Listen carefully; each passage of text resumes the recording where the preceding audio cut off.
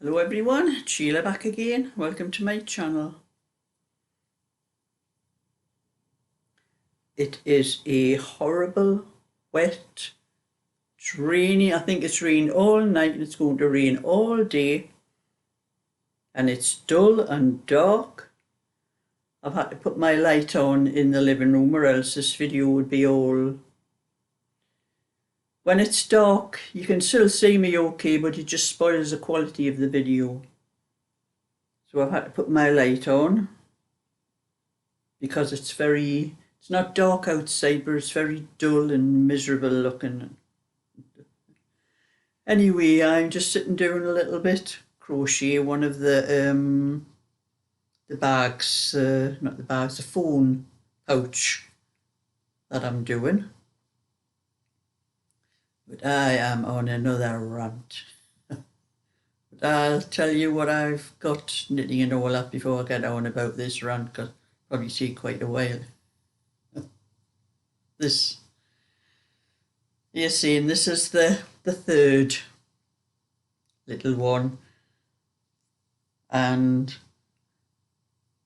I finished Derek's cardigan.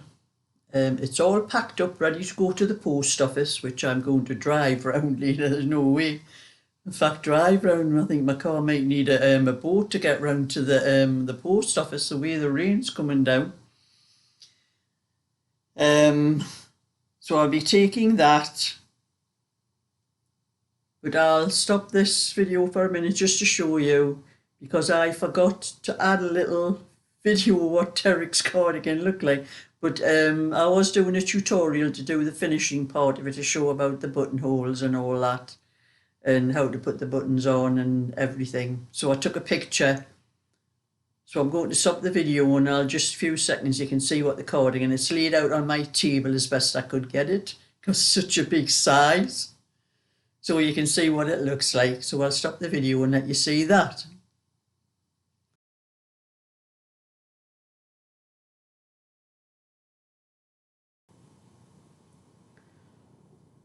So that's the cardigan. Will be on its way to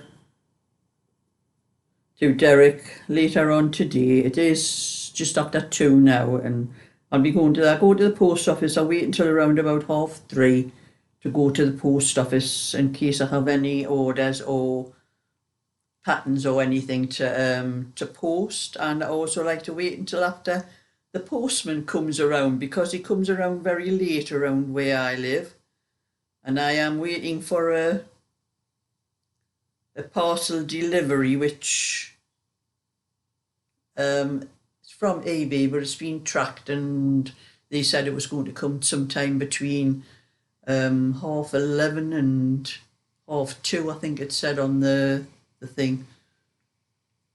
Or was it 3:30? I'll have to check that up on my phone, but I'm not going anywhere out until after the postman's been, because I don't want to miss that, because I had to order myself a new watch from eBay, because I have two, one of those like Fitbit ones, and the strap went on that one, and so I couldn't keep it on. I need to get a new strap for it. But I also had an ordinary watch which needed a new battery, and the last time I got a battery for it, well, it was before I got a battery. I took it to one of these places that put a new battery in the town somewhere. He just looked at it and he said, "I'm not putting a battery in that one." And I said, "What for?" He said, "Well, when you get the back off, you kind of get it back on again." And so I had to do it myself, and I found out what he meant when I took the back off.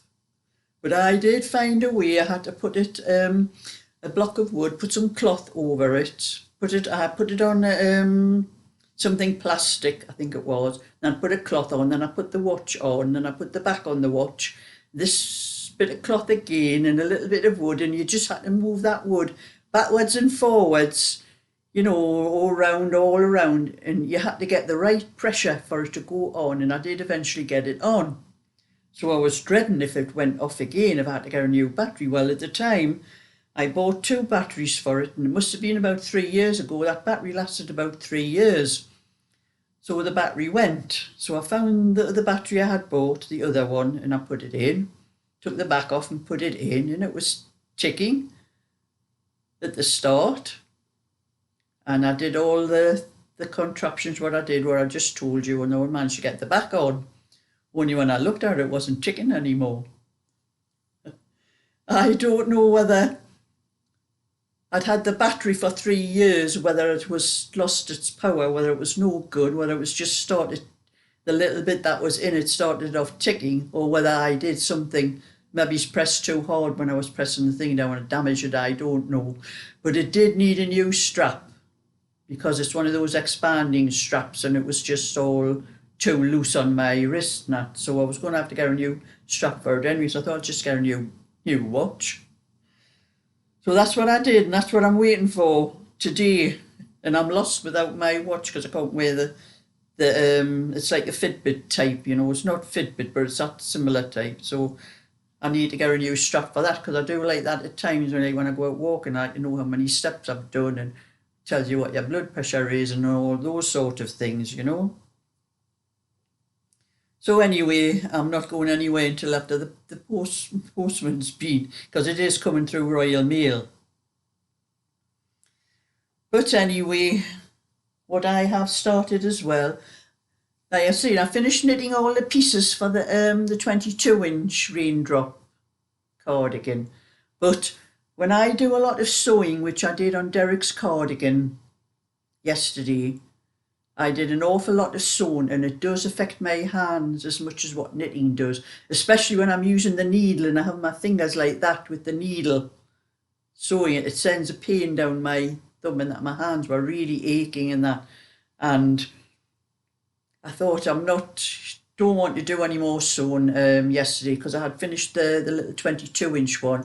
But I need to sew it up first before I can put the band, because it's a V-neck, and I put the band all the way around the whole thing.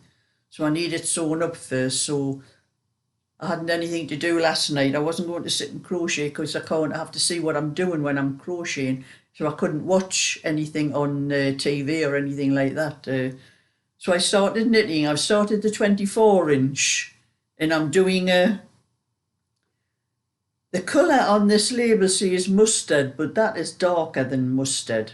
I'd say it's more like toffee. I'm calling it toffee coloured, but that's a 24-inch one. It'll be for a little boy, this one, because that's a little boy's colour, more or less, when I do that one. So that's what I've been doing with that one.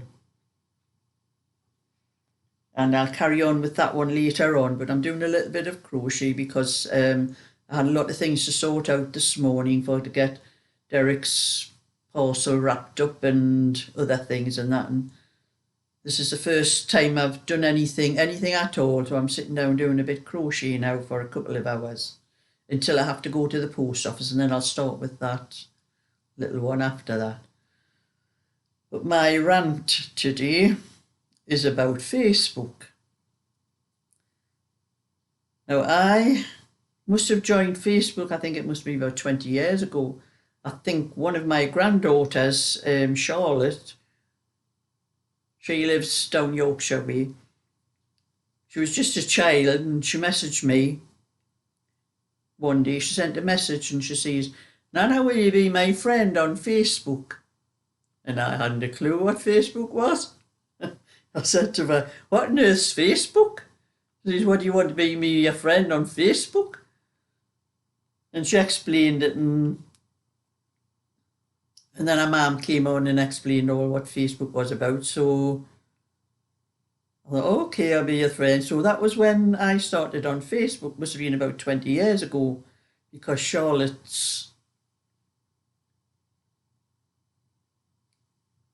about 30 now, I think. I'm not even sure how old Charlotte is now. She's a little bit younger than Cheryl. So anyway, I was in a group on Facebook. It was called Tyneside. I am still in the group. It's called Tyneside Chit Chat. Now, I used to help out a lot on the admin on the group. There was 2 admins on the group. One was Irene, and another one was called Sheila. Not me. And I used to help out a lot on there with pictures and information and all about the northeast where we live. It's because that was Tyneside Chit Chat. And I was very friendly with Irene, and we used to phone each other and chat on the phone for, never actually ever met. I think she lives over Gateshead, somewhere like that. But we used to chat on the phone and that about different things, about the group and everything. And I used to put a lot of pictures, all time pictures about what life was like when I was a child, and anything, information, and some silly ones, you have a bit joke on as well, and that was the kind of thing I used to put up. Well, I got a message on Facebook yesterday from Irene, and I haven't bothered really with Facebook since I started on YouTube, really. And I do put things on Instagram, like when I knit anything, I put it on Instagram, and they automatically go over onto Facebook. I don't put them on Facebook myself, they go onto Facebook from Instagram. So I haven't really bothered with Facebook for a long time. And anyway, I got a message yesterday, it came through from Irene, the admin on the group.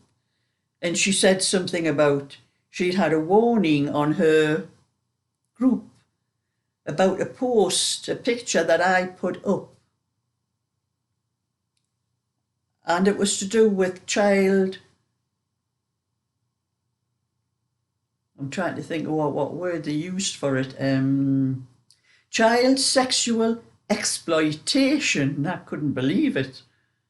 And she had a lot of writing down all these things on Messenger, that comes from with Facebook, and she's wanting me, and she's saying, I can't believe you put something like that up. She says, I don't know what it's all about. And anyway, I tried to answer that message, and it wouldn't let me.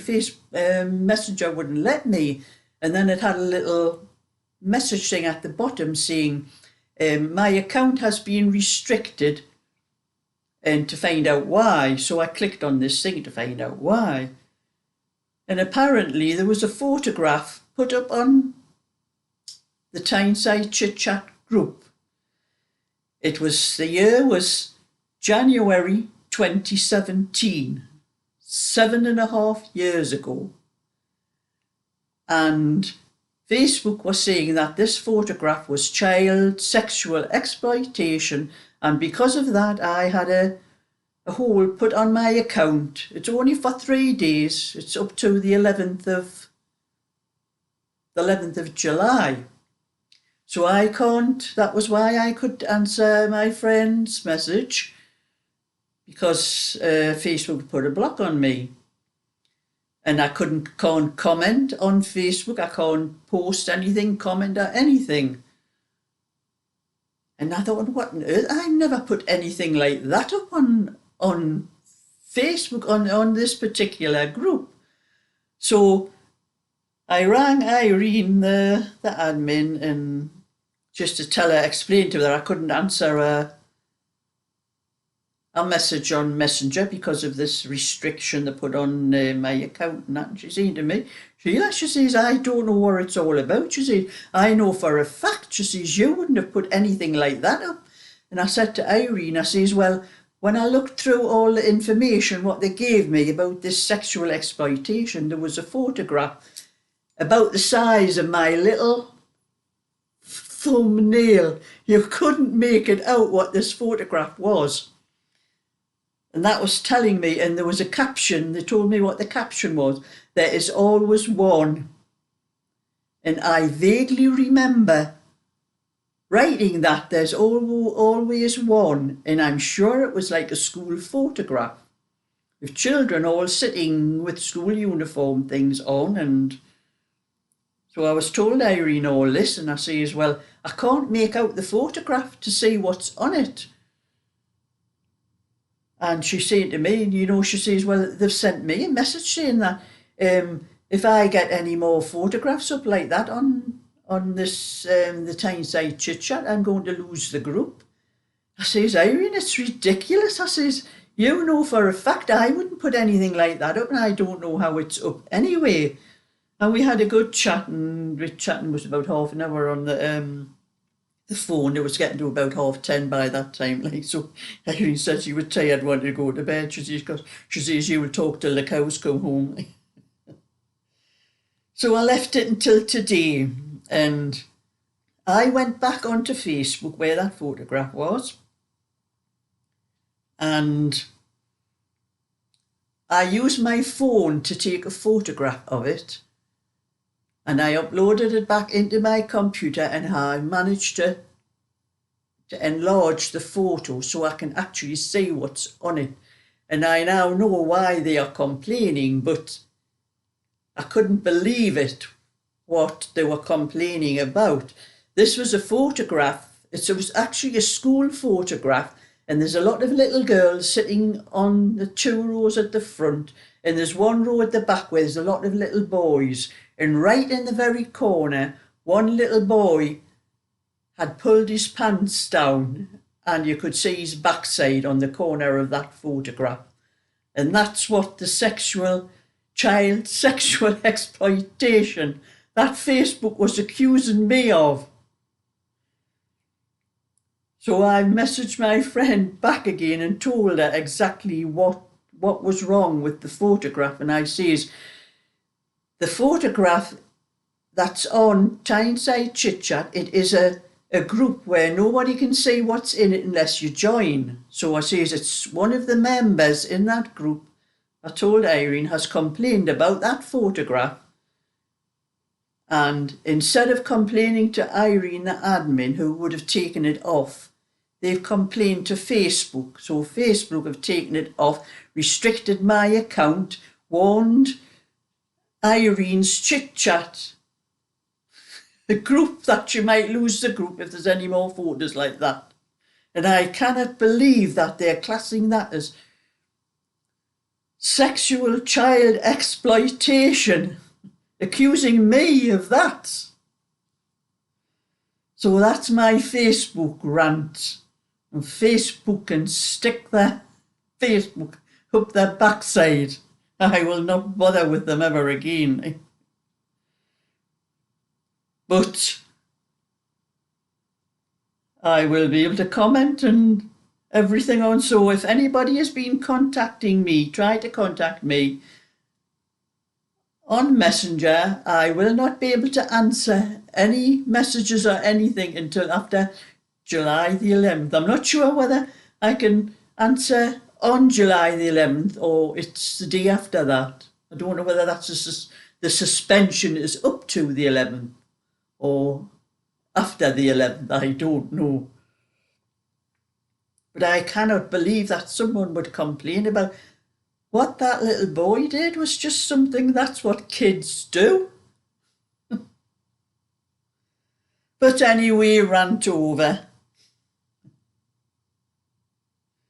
These things that happen to me, I cannot believe it. So there's no way will I ever put any photographs again up on Facebook. Not that I have done since I found YouTube. That's what, once I got onto YouTube, I just forgot about Facebook. And I could show all of you on YouTube that photograph, but the same thing could happen with YouTube, so I'm not going to show it. Quite an innocent photograph of just something that children, especially boys, might do. Anyway, that's it. I'm going to carry on doing what I can with my crochet and all that. Thumbs up and subscribe, and I'll catch you all another time. So bye for now.